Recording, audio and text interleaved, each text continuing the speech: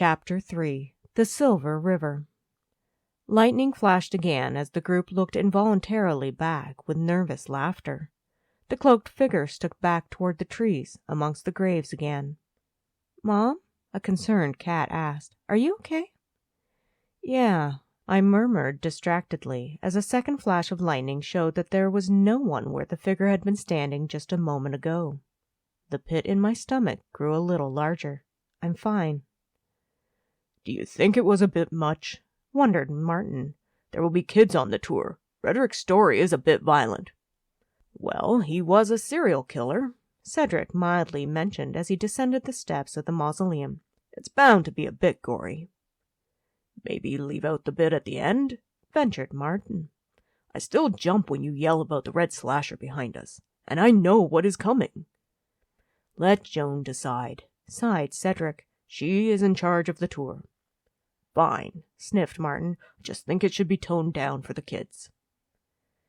"What do you think of it, Cat?" asked Cedric. "Was it too much?" "I'm not exactly a little kid anymore," defended Cat, shooting a quick glance to Bryden. "I think it's cool," said Bryden, taking off his cap and scratching the back of his head. "This wool is itchy, though." "You can't date him if he has head lice," I whispered to Cat. Cat turned to me in horror. She shook her head and made a quick slashing motion across her neck. "Sorry," I muttered. Bryden cleared his throat awkwardly, his face red. "I don't have head lice." "Good to know." I smiled pleasantly at him to cover my gaffe. "Are we done here, Cedric?" pleaded Cat. "My mom is past her bedtime and needs her meds." "Hey!" I protested. "I am not on any meds." "You should be," grumbled Cat as she picked out another loose strand of twill on her coat. "I guess we are," sighed Cedric. "If anyone finds Joan, tell her I would like to speak to her." The group broke up, going their separate ways. "Good night," muttered Bryden as he walked past Cat and down the cemetery path. "Night," I merrily called out. "He seems like a nice kid." "He is never going to date me," sighed Cat, her shoulders slumping. "Why not?" I asked. "Not that I want you dating since you're only 14, yet I'm sure you are dateable." "He's with the popular crowd," moaned Cat. "Bryden is too cool for me. Plus, you talking about head lice probably just put the last nail in that coffin." "Nail in the coffin?" I grinned. "We are in a cemetery. That's too funny." "You know what I mean." Cat gave me a little push on the arm. "Can we go home now? I have homework to do." "Absolutely. How about I order pizza tonight? Or do you want Chinese takeout?" My mouth watered at the possibility. "Wonton soup," breathed Cat. "Chinese it is," I readily agreed, already pulling out my phone. The delightful dumpling was on speed dial. Not that every restaurant in town wasn't on my speed dial. It didn't take long at all for the phone to be picked up.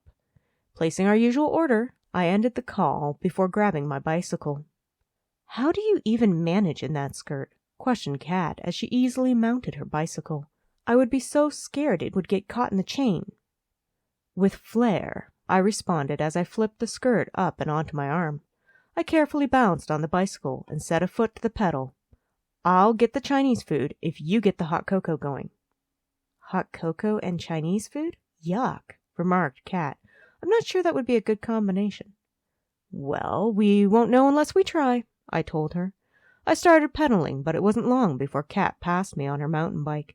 "Maybe for dessert," she called out over her shoulder as she continued up the path ahead of me. As we cycled down the avenue away from the gates of the cemetery, I slowed down. I didn't really know why, but at the top of the Silver River Bridge, I came to a halt and looked out over the waters where Mary Becker had thrown herself into the waters below. The river was dark in the rain, the streetlight above reflecting in the current. I could hear the rushing river, swollen from the rain as it swept along. I shivered, feeling the damp in the air. A lightning bolt lit up the landscape. The riverbank, trees, and buildings were starkly visible before being plunged into the darkness once more. Thunder barraged against my ears and vibrated the ground beneath my feet. Yet I stood still, looking at the bend in the river, hoping to unsee the dark-cloaked figure which had been haunting me all night. Another bolt of lightning showed the figure was still there. Leaning my bicycle against the guardrail of the bridge, I made my way down the embankment and alongside the river. The wind began to increase, a prelude to the incoming storm. My hair whipped around my face, and I stumbled, my foot slipping on the mossy rocks, submerging past the ankle into the river. The water grabbed at the wedding gown, soaking the satin underlay and weighing me down. For a moment, I felt unbalanced, wondering if I was about to fall to my own death like Mary Becker, before I managed to scramble up the bank, fighting through the small scrub. Ahead of me, the shadowy figure waited. Brambles scratching my hands, I pushed forward toward the bend of the river. Suddenly, there was no one there. Nothing but myself and the river. "Where are you?" I yelled against the howling wind. Rain began in large cold drops, the friendly drizzle from earlier forgotten. Pushing back against the brambles, lightning illuminated the area. Then I could see the still form of a body on the ground of the riverbank. Do you enjoy listening to videos from me? Don't forget to hit the subscriber link and that little bell in the corner. Then you'll be notified every time a new video drops. Happy listening!